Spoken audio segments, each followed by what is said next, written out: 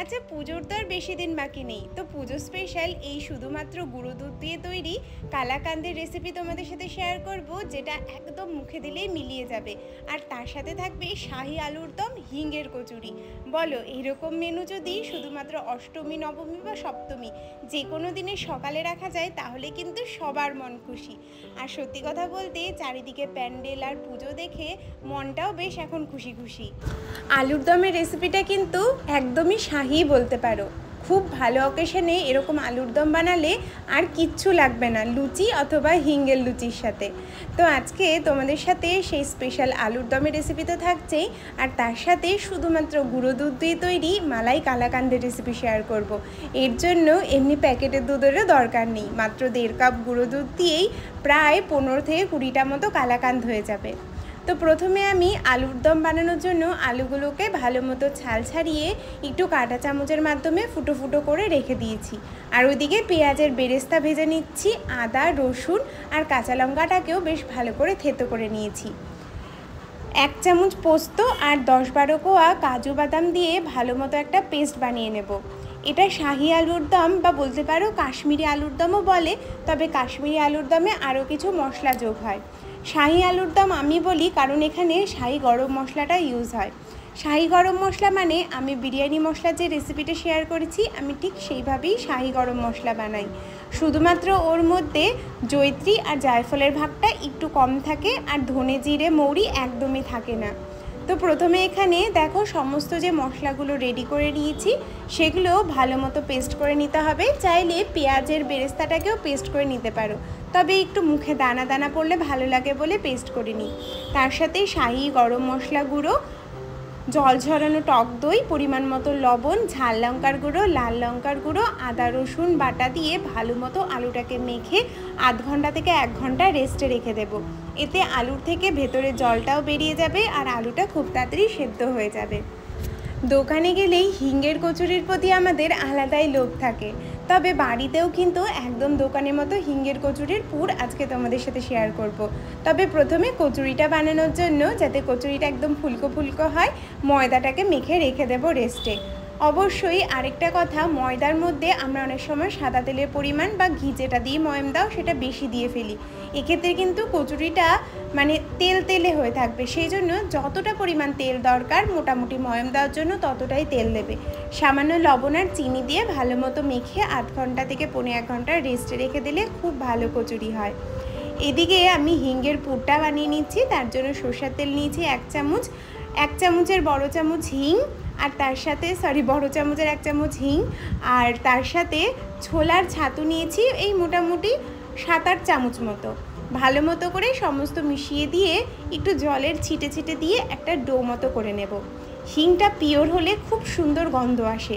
এখন তো হিঙ্গের সমস্তই ভেজাল, তবে চেষ্টা করবে একটু ব্র্যান্ডেড হিং নেওয়ার, তাহলে খুব ভালো গন্ধ আসবে। তো পুরটা আমাদের রেডি হয়ে গেছে। অবশ্যই স্বাদ মতো লবণ দেবে, এর মধ্যে চিনি দেওয়ার দরকার নেই, যেহেতু আমরা কচুরির ময়দার মধ্যে অলরেডি চিনি দিয়ে দিয়েছি। এদিকে আলুর দমটাও বসিয়ে দিচ্ছি। আলুর দমটা বানানো এতটাই সহজ, শুধু প্রসেসটা জানা থাকলেই হয়। সর্ষের তেলটা একটু বেশি লাগে আলুর দমে। তোমরা অনেকে আজকে বলবে যে তেল বেশি হয়েছে, তবে এই শাহু আলুর দমে একটু তেলটা বেশি লাগে। কম তেলেও করা যায় ঠিকই, তবে ফেস্টিভ তো একটু তেল মশলা না হলে হয়, তো সেই জন্য একটু তেলটা বেশি দিয়েই বানিয়েছিলাম। তেলটা উপরে ভেসে থাকার পর তেলটা তোমরা চাইলে আলাদা করেও নিতে পারো।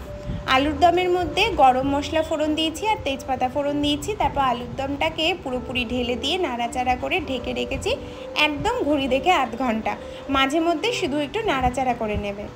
আর এদিকে গুঁড়ো দুধের কালাকান্দ আমি বসিয়ে দিচ্ছি। তো গুঁড়ো দুধের কালাকান্দ বানানো দেখো কতটা সোজা। গুঁড়ো দুধ নিয়েছি প্রায় 1.5 কাপ, মানে চায়ের কাপেও নিতে পারো বা যা খুশি, আমি এমনি মেজারমেন্ট কাপে নিয়েছি 1.5 কাপ। আর তার মধ্যে সমপরিমাণ জল, বা 1.5 কাপ গুঁড়ো দুধ নিলে 2 কাপও জল দিতে পারো, 1 কাপ গুঁড়ো দুধে 2 কাপ জল দিতে পারো। জলটা তোমাদের মাপ মতো দেবে, কারণ আমাদের গুঁড়ো দুধটাকে অনেকটা শুকিয়ে নিতে হবে, তো খুব বেশি জল দিলে কিন্তু শুকোতে দেরি হয়। সেই জন্য মোটামুটি জল দিয়ে দুধটা গুলে নিলেই হলো। ভালো মতো করে গুলে নেওয়ার পর তাপে বসিয়ে দেবে যতক্ষণ না দুধটা শুকিয়ে আসছে, অনেকটা ক্ষীর মতো হয়ে আসবে। আর আমি এখানে আমুল স্প্রে গুঁড়ো দুধটা ইউজ করছি। তোমরা চাইলে যে কোনো মিষ্টি মানে দেওয়া গুঁড়ো দুধ ইউজ করতে পারো, এতে সন্দেশটা খেতে বেশি ভালো হয়। গুঁড়ো দুধ ওইদিকে জাল বসিয়ে দিয়েছি আর ওইদিকে আলুর দমটাও হয়ে আসছে। আর আমি এখানে লেচি বানিয়ে নিচ্ছি। লেচিগুলোকেও রেস্টে রেখে দেবো 15 মিনিট মতো, তাহলে বেলতে খুব সুবিধা হয়। আলুর দমের উপর থেকে তেলটাও সুন্দর ভেসে এসেছে, কালারটাও দেখো কতটা সুন্দর এসেছে। ঠিক এই সময় আমরা সামান্য একটু চিনি দেব। আর হ্যাঁ, তোমাদেরকে বলতে ভুলে গেছি, ম্যারিনেট করার সময় আমি জল ঝরানো টক দই দিয়েছিলাম 2 চামচ মতো। এটা আমি তখন পুরোপুরি বলতে ভুলে গিয়েছি, তো এখন বলে দিলাম আর কি। যারা ভিডিওটি দেখছো তারা আশা করি বুঝতে পারবে। আলুর দমটা এতটাই সুন্দর হয় তোমাদের বলে বোঝাতে পারবো না। পরে তোমাদের সাথে নিরামিষ আলুর দমের রেসিপি শেয়ার করব, তবে এই আমিষ আলুর দমটা একবার এইভাবে বানিয়ে দেখো।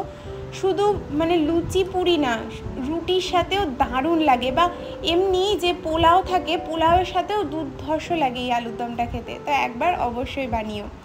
আমি এখানে হিঙ্গের কচুরিগুলো পুর ভরে রেডি করে আবারও 10 মিনিট মতো রেস্টে রেখে দেবো। মানে বলতে পারো দুটো গ্যাসই যেহেতু আমার পুরোপুরি ব্লক, সেই জন্য আমি টুকটুক করে এই কাজগুলো করে রাখছি আর কি। কালকে ছিল রবিবার, এটা ছিল আমাদের সকালের ব্রেকফাস্ট। খুব জমিয়ে ব্রেকফাস্ট করেছি অনেক দিন পর। উপরে যে তেলটা ভাসছে সেটা অবশ্যই চাইলে ফেলে দিতে পারো। তেলটা ফেলে দেওয়ার পরই ঘিটা দেবে। তেলটা দেওয়ার একমাত্র কারণ হলো এতে আলুর দমের মধ্যে মশলাটা খুব সুন্দরভাবে ঢুকে যায়, আর সহজে আলুর দমটা নষ্ট হয় না। এটা 3 থেকে 4 দিন এমনি রেখে দিতে পারো ফ্রিজে, কোনো অসুবিধা হয় না। আমার এখানে দুধটাও বেশ ভালো মতো ঘন হয়ে আসছে, ক্ষীর মতো হয়ে আসছে। ওই জল ঝরানো টক দই প্রায় 1.5 চামচ মতো টক দই এই পর্যায়ে আমি মিশিয়ে দেব। এতে বেশ সুন্দর একটা দানাদার হয়ে আসবে, ছানা কেটে যাবে আর কি।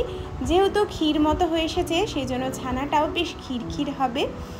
আগে থেকে ছানা কেটে মেশানোর দরকার নেই, ঠিক এইভাবেই এই কালাকান্দটা বানাবে। যদি টক দই ইউজ করতে না চাও ভিনিগার দিতে পারো, তবে সেক্ষেত্রে ছানাটা একটু শক্ত হওয়ার সম্ভাবনা থাকে। টক দইটা দিলে খুব সুন্দর সফট ছানাটা হয়, আর কালাকান্দটাও একদম মোলায়েম হয়। বিশ্বাস করবে না, গুঁড়ো দুধের কালাকান্দ এত সুন্দর খেতে হয়। এর মধ্যে চাইলে তোমরা দুধও মেশাতে পারো, তবে সিম্পল গুঁড়ো দুধ দিয়ে করবে, দারুণ হবে খেতে। দেখো সুন্দর জলটা ছেড়ে দিয়েছে, আর ক্ষীরের কালারটা দেখো একদম ব্রাউন মতো হয়ে এসেছে। এই সময় চিনি যোগ করে দিয়েছি প্রায় 1 কাপের থেকে একটু কম। চিনিটা তোমাদের প্রয়োজন মতো দেবে, খুব বেশি চিনি দেওয়ার দরকার নেই। আর এটাকে একদম এই খুন্তি বা যেটা দিয়ে তোমরা স্প্যাচুলার সাহায্যে মেশাচ্ছ সেটা দিয়ে ভালো মতো করে মিশিয়ে নেবে, যেন সফট হয় জিনিসটা, দানাগুলো ভেঙে যায়। ঠিক মেশানোর পর যতক্ষণ না একদম শুকিয়ে আসছে ততক্ষণ ধরে মেশাতে হবে। ব্যাস, আমাদের তৈরি কালাকান্দ। এবার একটা পাত্রে সামান্য ঘি ব্রাশ করে কালাকান্দটা ঢেলে রাখবো যতক্ষণ না ঠান্ডা হয়ে জমে যাচ্ছে। এটাকে ফ্রিজে রাখারও দরকার নেই, সিম্পল এইভাবেই রেখে দেবে। 3 থেকে 4 দিন সুন্দর থেকে যায়, নষ্ট হওয়ার কোনো চাপ নেই।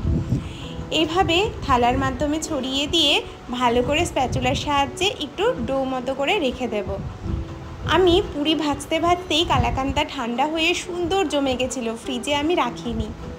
এইবার চলো হিঙ্গের কচুরিগুলো ভেজে নিই, কারণ আমাদের আলুর দমও হয়ে গেছে, কালাকান্দ রেডি। এবার হিঙ্গের কচুরি করার পালা। তোমাদের সাথে শেয়ার করার একটাই কারণ, আমরা নিজেরা যেমন খেতে ভালোবাসি, যারা আমাদের মতো খেতে ভালোবাসো তারা অন্তত এইসব রান্নাগুলো একবার হলেও বানাবে।